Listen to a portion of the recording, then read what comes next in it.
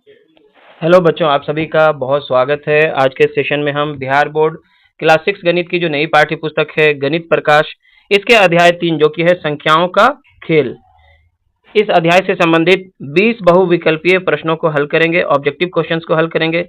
यहाँ पे आपको 4 ऑप्शंस दिए जाएंगे, जो विकल्प सही होगा उस पर आपको टिक लगाना है। पुस्तक में इस तरह के प्रश्न नहीं दिए गए हैं, लेकिन परीक्षा में आपको ऑब्जेक्टिव क्वेश्चंस पूछे जाएंगे। ठीक है, तो इस अध्याय से संबंधित जो इम्पोर्टेंट क्वेश्चंस हो सकते हैं उसे यहाँ पे हमने चुनकर लाया है। तो पहला प्रश्न इस तरह से है, निम्नलिखित में से कौन सी संख्या पैलिंड्रोम नहीं है। तो पैलिंड्रोम संख्याओं के बारे में आपने पढ़ा है कि ऐसी संख्याएं जिसको अगर हम उल्टा भी पढ़ें और वो सेम रह जाए तो उसको हम पैलिंड्रोम संख्या कहते हैं। जैसे आप 121 को देखिए, है ना, 121 को आप उल्टा भी पढ़ेंगे तो 121 ही होगा। 333 को भी आप देख सकते हैं, इसको भी जब आप उल्टा पढ़ेंगे तो 333 ही होगा। 989 को भी अगर आप उल्टा पढ़ेंगे, यानी कि इधर वाले 9 को पहले पढ़ेंगे और फिर 8 और फिर 9, तो भी ये 989 होगा। लेकिन 234 को जब हम उल्टा पढ़ते हैं तो ये हो जाता है 432। अतः यह जो है एक पैलिंड्रोम संख्या नहीं है। तो इसका सही जवाब क्या होगा? Option C, 234। ठीक है, तो पहला का उत्तर क्या होगा? Option C, 234। यह एक पैलिंड्रोम संख्या नहीं है। और दूसरा क्वेश्चन है बच्चों, संख्या 47 को उलटकर 74 जोड़ने पर कौन सी पैलिंड्रोम संख्या प्राप्त होती है। जैसे पहले आपने 47 लिखा, 47 एक पैलिंड्रोम संख्या नहीं है। ठीक है, तो 47 को आपने क्या किया? उल्टा किया। 7 को पहले लिखा और 4 को जो है बाद में लिखा, और अब जो है आपने इसको जोड़ लिया। जोड़ने के बाद आपको क्या मिलता है? 7 4 11 के 1 बाकी 1, 7 4 11 1 12, क्या मिल जाता है? 121 मिलता है। तो इसका सही जवाब क्या होगा? 121। हमें जो है ऑप्शन बी प्राप्त होता है, जो इस प्रश्न का सही उत्तर होगा, ऑप्शन बी 121। ठीक है, आगे बढ़ते हैं। प्रश्न संख्या 3 है, सबसे छोटी 4 अंकों की पैलिंड्रोम संख्या कौन सी है। तो आप जानते हैं कि सबसे छोटी जो 4 अंकों की संख्या है वो है 1000। लेकिन 1000 जो है एक पैलिंड्रोम संख्या नहीं है, क्योंकि जब आप इसको उल्टा लिखेंगे तो ये हो जाएगा 0001, केवल 1 आ जाएगा, है ना। तो यह एक पैलिंड्रोम संख्या नहीं। तो सबसे छोटी जो पैलिंड्रोम संख्या है वो है 1001। यहाँ पे ऑप्शन में दिया गया है 1001, 1111, 1221, 2112। ठीक है, तो यहाँ पे आप देख सकते हैं कि सबसे छोटा जो होगा वो 1000 के बाद आता है 1001, और यह एक पैलिंड्रोम संख्या है, क्योंकि आप इसको उल्टा भी लिखते हैं, इस वाले 1 को अगर आप पहले लिखते हैं तो भी 1 के बाद 2 0 और फिर 1, उतना ही आ जाएगा। तो इस तरह से 1001 जो है वो 4 अंकों की सबसे छोटी पैलिंड्रोम संख्या है। तो यहाँ पे आपका उत्तर हो जाएगा ए। और बच्चों क्वेश्चन नंबर 4 है, निम्नलिखित में से कौन सी संख्या पैलिंड्रोम संख्या है। तो आप देखेंगे कि यहाँ पे जो ऑप्शन सी है वो सही है, क्योंकि यहाँ पे है 9999। इसको अगर आप उल्टा भी लिखते हैं तो 9999 ही रह जाएगा। बाकी की संख्याओं को उल्टा लिखने पर वही संख्या हमें प्राप्त नहीं होता। जैसे पहला में देखिए 1009 है, उसको उल्टा लिखेंगे तो 9001 हो जाएगा।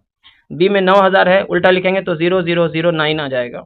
डी में 1231 है, इसको जब आप उल्टा लिखेंगे तो 1321 आ जाएगा। इस तरह से इसका सही जवाब होगा ऑप्शन सी, 9999। क्वेश्चन नंबर 5 है, 3 अंकों की संख्या के लिए कापरेकर नियतांक या कापरेकर स्थिरांक क्या है। तो बच्चों इसका सही जवाब होगा ऑप्शन ए, 495। कापरेकर नियतांक निकालने के लिए हम लोग क्या करते हैं? दी गई संख्या के अंकों में से बड़ी संख्या लिखते हैं, और फिर उसके अंकों में से जो छोटी संख्या बन सकती है उसको लिख करके घटाते हैं। घटाने के बाद देखते हैं कि क्या वो 495 आया या नहीं। अगर नहीं आया तो फिर जो घटाने के बाद जो संख्या आती है उसके अंकों में से बड़ी संख्या बनाते हैं, फिर छोटी संख्या बनाते हैं और फिर उसको घटा के देखते हैं। और ऐसा कई बार करने के बाद जैसे ही 495 आ जाता है तो हम मान लेते हैं कि ये कापरेकर नियतांक में पहुंच गया है। 4 अंकों की जहां तक बात करें तो 4 अंकों के लिए कापरेकर नियतांक कितना होता है? 6174। इसे भी आप याद रखिएगा, 4 अंकों के लिए क्या होता है? 6174। आप कोई भी 4 अंक की संख्या लीजिए और फिर उस संख्या के अंकों से सबसे बड़ी संख्या बनाएं और उसी के अंकों से सबसे छोटी संख्या बनाएं, उसको घटाएं। आप घटाने के बाद जो संख्या प्राप्त होती है फिर उसके अंकों से सबसे बड़ी संख्या बनाएं और सबसे छोटी संख्या बनाएं, और फिर उसको घटाएं 2 बार, 3 बार या 4 बार, कई बार उससे ज्यादा भी करना पड़ता है। करने के बाद आप अंत में पहुंच जाएंगे 6174 पर, जब आप 4 अंकों की कोई संख्या लेते हैं। और 3 अंकों की संख्या के लिए सही जवाब क्या होगा? 495। आगे बढ़ते हैं। प्रश्न संख्या 6 है, कापरेकर प्रक्रिया में निम्न में से कौन सा चरण शामिल है। कापरेकर स्थिरांक निकालने के लिए हम क्या करते हैं? ऑप्शन दिया है ए में 2 से गुना करना, बी में है अंकों से बनी सबसे बड़ी संख्या में से सबसे छोटी संख्या घटाना, सी ऑप्शन में दिया है सबसे बड़ी और सबसे छोटी संख्या को जोड़ना, और डी में दिया है 3 से भाग देना। तो इसका सही जवाब क्या होगा? अंकों से बनी सबसे बड़ी संख्या में से सबसे छोटी संख्या को घटाना। तो इसका ऑप्शन बी जो है वो सही जवाब हो जाएगा। क्वेश्चन नंबर 7 है, संख्या रेखा पर 4000 और 6000 के बीच के ठीक मध्य संख्या क्या होगी? तो यहाँ पे मान लिया जाए कि हमारा संख्या रेखा हो गया, यहाँ पे आपका 4000 दिया गया है, ठीक है, और यहाँ पे मान लिया जाए कि 6000 दिया गया है। ये 6000 है, इसके ठीक बीचों बीच क्या आएगा? ये 4000, ये 6000, तो बीच में क्या आएगा? 5000। कितना आ जाएगा? 5000, ठीक है। तो यहाँ पे सही जवाब क्या होगा आपका? ऑप्शन बी 5000, ठीक है। 4000 और 6000 के बीचों बीच में जो जगह होगी तो वहां पे क्या आएगा? 5000 आ जाएगा। प्रश्न संख्या 8 में देखेंगे क्या है, संख्या रेखा पर निम्न में से कौन सी संख्या 10,000 के सबसे निकट है? 10,000 के सबसे निकट अगर आप देखें तो यहाँ पे 9,800 दिख रहा है, उसके बाद है 8,500, 9,250, 1,000। तो सबसे निकट यानी कि 10,000 से सबसे कम फासले पर कौन होगा आपका? 9,800। तो ऑप्शन ए इसका सही जवाब हो जाएगा। इसका सही जवाब क्या होगा? ऑप्शन ए, ठीक है। 9,800 जो 10,000 के सबसे निकटतम है बाकी संख्याओं की तुलना में। क्वेश्चन नंबर 9 है, संख्या रेखा पर 3,050 और 5,050 के बीच की संख्या क्या है? तो 3,050, फिर 4,050, फिर 5,050, ऐसे ही तो आएगा। तो यहाँ पे हो जाएगा 4,050। इसका सही ऑप्शन क्या होगा? ऑप्शन सी 3,050, 4,050, 5,050, इस तरह से चल रहा है। तो 3,050 और 5,050 के बीच में क्या आएगा? 4,050, ये सही उत्तर होगा। क्वेश्चन नंबर 10 है, 3,780 और 6,300 का योग निकटतम 1000 तक कितना होगा? ठीक है, तो 3,780 को आप लिख सकते हैं, 1000 में राउंड करेंगे तो 4,000 हो जाएगा, ठीक है, और 6,300 को राउंड करेंगे तो 6,000 हो जाएगा, ठीक है, और दोनों को जोड़ेंगे तो 10,000 हो जाएगा। कितना हो जाएगा? 10,000, ठीक है। तो इसका सही जवाब क्या हो जाएगा? ऑप्शन बी 10,000, ठीक है। चलिए आगे बढ़ते हैं। क्वेश्चन नंबर 11 है, यदि किसी सारणी यानी कि टेबल में कोई संख्या अपने सभी पड़ोसी अंकों से बड़ी हो तो उसे क्या कहते हैं? तो ऐसी संख्याओं को हम सुपर सेल कहते हैं। क्या कहते हैं? सुपर सेल कहते हैं। तो इसका उत्तर जो है वो, तो इस तरह से इसका उत्तर हो जाएगा ऑप्शन ए सुपर सेल। इसे आप महाकोष्ठ भी लिख सकते हैं।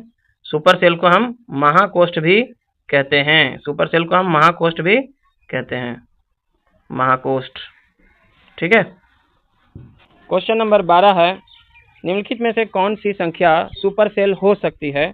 ऑप्शन दिए गए हैं सबसे बड़ी संख्या, ऑप्शन बी में है बीच की वह संख्या जो अपने पड़ोसी अंकों से बड़ी हो, ऑप्शन सी में है सबसे छोटी संख्या, ऑप्शन डी है किनारे पर स्थित कोई भी संख्या। तो इसका सही जवाब होगा ऑप्शन बी, बीच की वह संख्या जो अपने पड़ोसी अंकों से क्या होती हो? बड़ी हो, ठीक है। तो इसका आंसर हो जाएगा आपका ऑप्शन बी। क्वेश्चन नंबर 13 है, यदि किसी सारणी के केंद्र में सुपर सेल हो तो कौन सा कथन सही है? ऑप्शन दिया गया है वह अपने पड़ोसी अंकों से छोटी होती है, या फिर वह अपने पड़ोसी अंकों से बराबर होती है, या फिर वह अपने पड़ोसी अंकों से बड़ी होती है, या वह सुपर सेल नहीं हो सकती। तो इसका ऑप्शन जो सही है वो है ऑप्शन सी, वह अपने पड़ोसी अंकों से बड़ी होती है। क्वेश्चन नंबर 14 है, 17 से शुरू होने वाले कोलार्ड्स अनुक्रम यानी कि कोलार्ड्स जो सीक्वेंस होता है उसमें अगली संख्या क्या होगी? तो इसमें रूल क्या है कि अगर कोई विषम संख्या है तो उसमें 3 से गुना करके 1 को जोड़ना होता है, और कोई सम संख्या होती है तो उसको आधा कर देना होता है। तो यहाँ पे 17 से शुरू किए हैं और 17 एक विषम संख्या है, तो यहाँ पे सबसे पहले हम क्या करेंगे? 17 में 3 से गुना कर लेंगे, 17 गुने 3 करेंगे और उसमें 1 को क्या करेंगे? जोड़ लेंगे। तो 17 × 51 और 1 कितना हो जाएगा? 52 हो जाएगा। 17 × 51 और 1 52 हो जाएगा। तो यहाँ पे हमारा सही आंसर होगा ए। तो ए ऑप्शन जो है यहाँ पे सही होगा। आगे बढ़ते हैं क्वेश्चन नंबर 15 में। क्वेश्चन नंबर 15 है, कोलार्ड्स अनुक्रम में 16 के बाद कौन सी संख्या आती है? तो यहाँ पे 16 क्या है? एक सम संख्या है। जब कोलार्ड्स अनुक्रम में कोई सम संख्या आती है तो उसके बाद की संख्या जो है उसकी आधी हो जाती है। तो यहाँ पे 16 का आधा क्या हो जाएगा? 8। तो यहाँ पे सही उत्तर हमारा है ऑप्शन ए 8। क्वेश्चन 16 है, ऐसा वर्ष जिसमें कुछ वर्षों बाद कैलेंडर ठीक उसी प्रकार दोहराया जाता है उसे क्या कहते हैं? ऑप्शन हैं ए में अभाज्य वर्ष, बी में लीप वर्ष, सी में वृत्तीय वर्ष या डी में पुनरावृत्ति वर्ष। तो इसका सही जवाब होगा पुनरावृत्ति वर्ष, रिपीटिंग ईयर, जो कि ऑप्शन डी में है। क्वेश्चन नंबर 17 है, यदि आज 1 जनवरी 2024 है तो 100 दिन बाद कौन सी तिथि होगी? सही है। तो चूंकि आज जनवरी का पहला दिन ही है तो जनवरी में कुल मिला के कितने दिन हो जाएंगे? 31 दिन। ठीक है। फरवरी में हो जाएगा हमारा 28 दिन। ठीक है। फिर मार्च में हो जाएगा हमारा कितना? 31 दिन। और इस तरह से अभी तक कितना दिन हो गया? मार्च तक में आप देखेंगे तो 1 8 9 9 1 10 के 0 बाकी 1 3 2 5 3 8 1 9। अभी तक 90 दिन हो चुके हैं। 90 दिन हो चुके हैं, 10 दिन और बाकी है। तो 31 मार्च के बाद 10 दिन और लेंगे तो वो 10 अप्रैल का दिन हो जाएगा। कौन सा दिन हो जाएगा? 10 अप्रैल। तो इस तरह से 31 + 28 + 31 हम 90 पे पहुंचे और 90 में 10 दिन और ऐड कर लीजिए तो 100 हो जाता है, जो कि है 10 अप्रैल 2024। तो इस तरह से 17 का आंसर हो जाएगा। सही उत्तर है बी, 10 अप्रैल 2024। क्वेश्चन नंबर 18 है, 1234 प्लस 5678 का मान क्या होगा? तो ये तो बहुत आसान है, आप इन दोनों को जोड़ लें। जोड़ने पे आपको सही उत्तर मिलेगा ऑप्शन सी, 6902। ठीक है, 6902। 19वां नंबर जो क्वेश्चन है वो है 9000 माइनस 3567 का मान क्या होगा? तो ये तो बहुत आसान है, इससे पहले में जोड़ना था, यहाँ पे घटाना है। तो आप 9000 में से 3567 को घटा लें, आपको जो सही उत्तर मिलेगा देखिए, पहले हो जाएगा 10, 10 में से 7 गया 3, फिर हो जाएगा 9, 9 में से 6 गया 3, फिर हो जाएगा 9, 9 में से 5 गया 4 और ये 8 बचेगा, 8 में से 3 गया तो 5। तो सही उत्तर होगा 5433। तो ऑप्शन ए सही इसका आंसर होगा। क्वेश्चन नंबर 20 है, 4567 भागा 7 का मान क्या होगा? जब हम 7 से भाग देते हैं 4567 में तो हमें क्या प्राप्त होता है? सबसे पहले हम लगाएंगे 7 छके 42। ठीक है, यहाँ पे हमारा 3 शेष बच जाएगा और ये कट जाएगा। फिर 6 उतारेंगे, 7 पचे 35। ठीक है, अब हमारा यहाँ पे 1 बचेगा और ये कट जाएगा। अगला अंक है 7, यानी कि 17 हो जाएगा हमारा।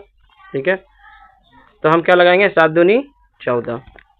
तो इस तरह से यहाँ पे 14 लिखने के बाद शेष के रूप में 3 यहाँ पे बच जाएगा और हमारा जो भागफल आएगा वो आएगा 652। तो यहाँ पे भागफल के रूप में 652 आता है, लेकिन शेष के रूप में भी 3 बच जाता है। ये पूर्ण रूप से जो है विभाजित नहीं हो पाता है। तो यहाँ पे ऑप्शन बी हम लगा सकते हैं, 652। और इसी के साथ हमारा यह सेशन यहाँ पे हो जाता है कंप्लीट। वीडियो लेसन अगर आपको पसंद आया तो जरूर से इसे लाइक करें, शेयर करें अपने सभी दोस्तों के साथ। चैनल पे नए हैं या आपने चैनल को अभी तक सब्सक्राइब नहीं किया है तो सब्सक्राइब जरूर करें। धन्यवाद।